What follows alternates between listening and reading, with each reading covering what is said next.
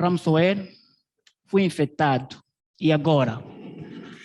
Eu trago visão técnica, eu dirijo principalmente para os que respondem a incidentes. Eu viro mais para analistas de segurança de informação, viro mais para a parte técnica, na verdade. Nós temos, de um lado, à vossa direita, atores defensivos, e à esquerda vossa temos os atores ofensivos, que são os cibercriminosos. Não vou definir aqui o pessoal dos os criminosos, porque a gente conhece. É importante frisar que o pessoal de segurança da informação deve ser composta para dar resposta eficaz, deve estar preparado para responder, identificar, detectar e recuperar. E esse grupo de pessoas são importantes. A habilidade desses camaradas, que são os atores defensivos, devem ser high skill, né, como se diz na gíria. E muitas das vezes nós vamos a organizações e encontramos déficits de quadros que podem dar resposta a diversos tipos de malware, diversos tipos de ataques.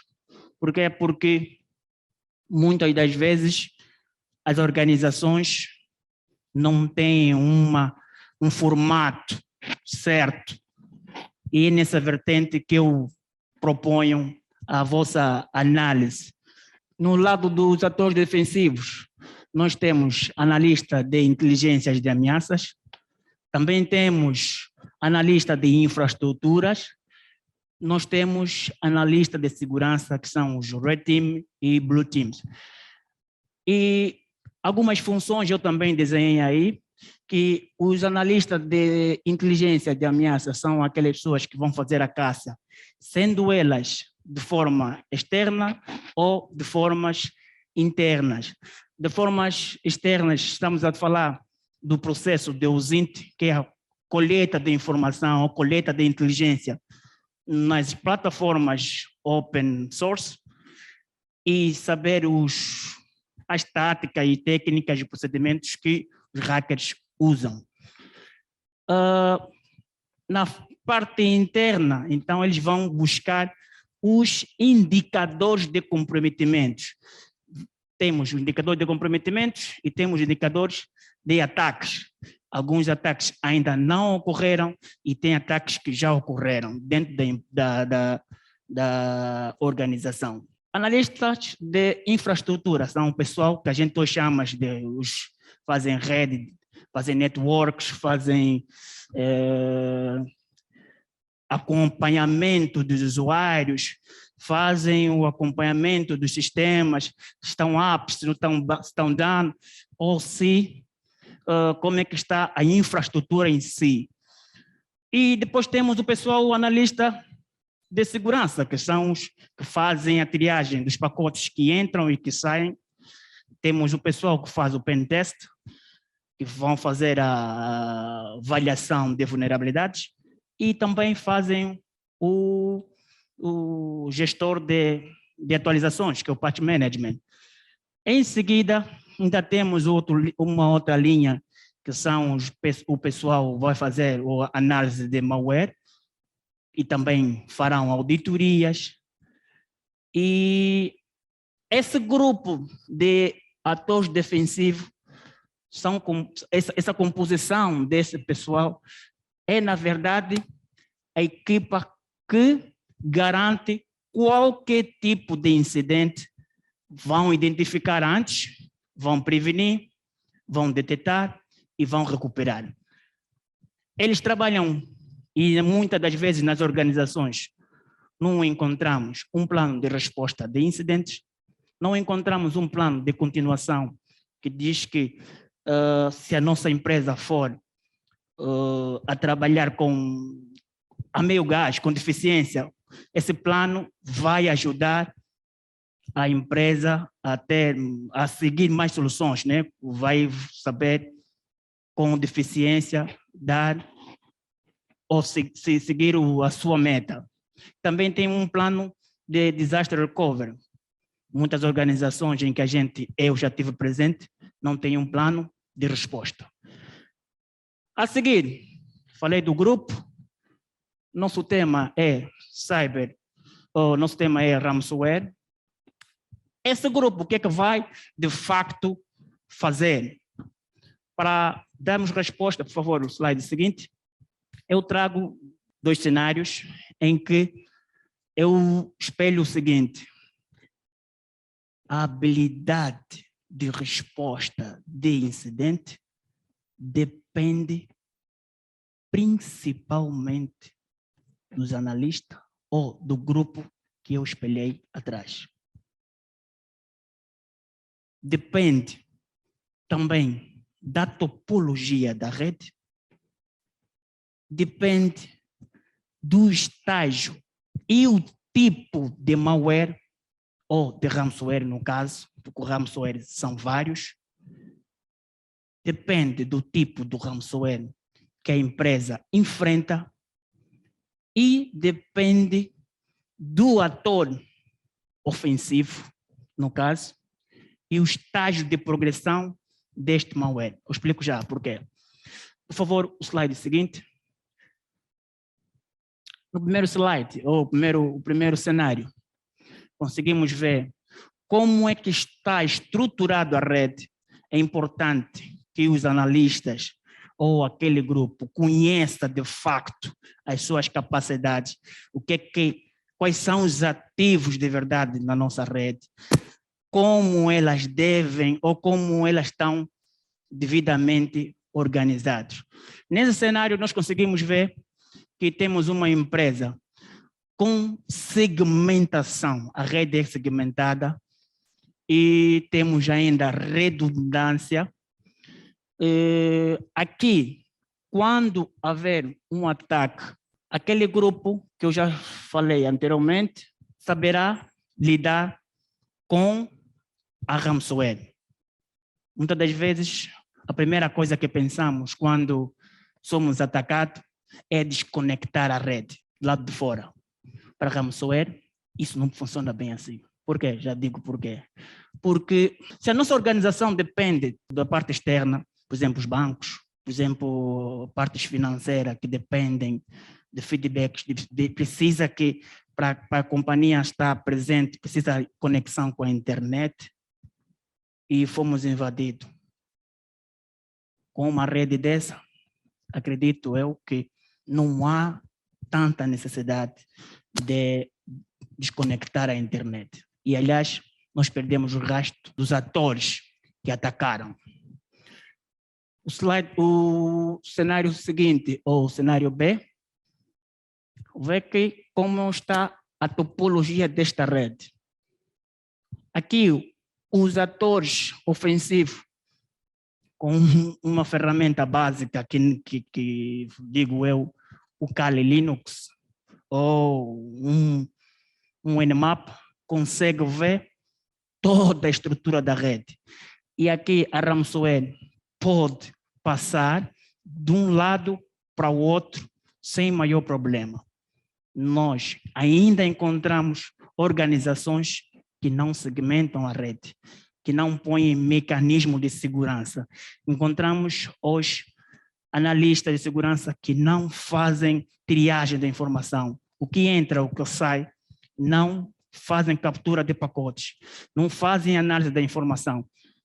Simplesmente, se estamos a trabalhar, a net está aí, está boa, os serviços estão up, basta. Mas isto não basta. E então, aqui, para ransomware, a primeira coisa que eles vão fazer mesmo é desligar, porque a ransomware é rápida e quanto maior for o número de hosts a atingir, maior será o valor a cobrar, do resgate, nesse caso. E dizer que para esta estrutura exige menos dos hackers, eu tenho menos trabalho aqui e vai exigir mais dos defensores. Como é que nós devemos, de facto, dar resposta? Dependendo do cenário apresentado anteriormente, os dois cenários. A primeira fase é a identificação dos rostos comprometidos e como é que nós vamos identificar.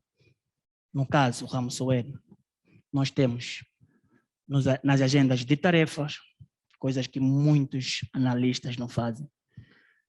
O sistema operacional vem em agenda de tarefa, em que constantemente nós devemos checar o que é que tem, quais são os processos que estão a correr, quais são os ficheiros encriptados, porque a ransomware, a essência, além de encriptar os ficheiros, que é a principal coisa, ele também carrega consigo outros malwares. E então, nosso primeiro processo é identificar os hosts comprometidos. Sem antes, dependendo do caso, se há necessidade de desligar a rede ou não. Em seguida, isolar todo esse segmento que foi infectado. Pode até ser que as máquinas estejam em segmentos diferentes, que é raro. Isolar ou desconectar da internet. Para esse primeiro processo, que é identificar os hosts, eu trago recursos que muitas das vezes são até open source, chamo ferramentas. No caso, tem ferramentas de Trade Hunt, é uma ferramenta que ajuda na identificação dos hosts comprometidos. Nós temos PowerView, que é uma ferramenta baseada em PowerShell. Nós temos EventView, que é com base nos sistemas operacionais, e temos o Security Union, que é um sistema operacional virado para o monitoramento de segurança de rede. Temos outras, como o Wireshark, que é captura de pacotes. Temos o CyberChief, que é para análise, identificação também dos hosts comprometidos. Para o isolamento das máquinas, nós temos Sandbox, por exemplo, várias Sandbox, várias são as ferramentas sobre Sandbox. Nós temos antivírus que põem os ficheiros em quarentenas e também temos Blood Hunt. É uma ferramenta muito útil, trabalha muito em Active Directory. Hackers e analistas de segurança ou a equipa de segurança usam muito, constantemente, para conhecer a rede. Isolar as máquinas ou desconectar vai depender da topologia da rede que nós temos ou do diagrama da rede. Segmentar por VLANs, bloqueio de portas e serviço para evitar o lateral movimento ou movimento lateral. Depois, a seguir, a equipa, que já abordei também, fazer a descoberta das fontes. E nesse caso, vai exigir mesmo que os analistas, aqui vai exigir mesmo o skill dos analistas, as habilidades dos analistas. Normalmente, a ransomware vem de forma internas, muitas das vezes é causada pelo próprio analista. Fazer testes em um tempo de produção, meter o Kali, lá dentro já tem muitos exploits. E ao fazer teste, por coincidência, vazou o exploit e espalhou na rede. Então é necessário que haja a identificação da fonte. Também pode ser por USB, alguém trouxe uma USB de fora. Hoje é muito provável ou é muito visível que muitas organizações, nas políticas de segurança da informação, ainda permitem que o funcionário traga consigo pendrives, que eu acho erro. Também, de formas O ransomware também pode vir de formas externas, através de links, e-mail, principalmente e-mail, que muitas das vezes os mecanismos de segurança já não conseguem, porque foi um usuário que baixou um e-mail e o usuário é legítimo na organização, baixou o e-mail, não teve o cuidado de rever o cabeçalho e, infelizmente, afetou todas as máquinas ou comprometeu todo o sistema. Para esse passo da descoberta, a MITRE, que é uma framework internacional, apresenta um conjunto de medidas, que serão muitas, se for a descrever todas elas, apresenta para acesso inicial as referências que estão aí, se conseguem conseguem ler, os textos que estão aí dão cada forma de mitigação para este tipo de situação, de forma externa, exploit, phishing, hardware, no caso USB, e relacionamento confiável. E na descoberta é entender quais são as contas descobertas, as permissões, que é muito importante entender isto. Pronto, esta parte da MITRE, eu deixo para todos os analistas ou homens, agentes de segurança. Também os hackers usam, os analistas também devem usar, devem conhecer. Entender a ransomware também é uma atividade do próprio analista ou do grupo de analista, porque lá vai estar espelhado como ela se propaga. E no final de tudo, das respostas imediatas, eu sugiro que sempre que há esse tipo de coisa, as máquinas afetadas devem ser isoladas, além de isoladas, devem criar ISOs para que seja estudado posteriormente. Foram as ações imediatas. Neste caso agora, as ações diretas começam com a limpeza do rosto, após a criação dos ISOs, conduzir análises. Nessas análises, carece o seguinte: muitas das vezes acontece que nós acreditamos que fomos invadidos, ou acreditamos que já fizemos limpeza das máquinas. E então, por termos pressa, muitas das vezes voltamos a meter a máquina na rede e a máquina outra vez é infectada. O que acontece? Antes dessa máquina, depois de limpado, deve ser feita uma análise de vulnerabilidade, teste de penetração e as suas devidas correções. Deve ser feita a segmentação, ver os erros ou aprender com os erros passados, serviços, portas que anteriormente foram usadas, já devem ser agora um trabalho de avaliação. Quais são os serviços que nós devemos estar no ar, quais são os serviços que não devem estar. Então, essa fase é crucial. E a seguir, a MITRE também apresenta, mais uma vez, para tal, formas de mitigações.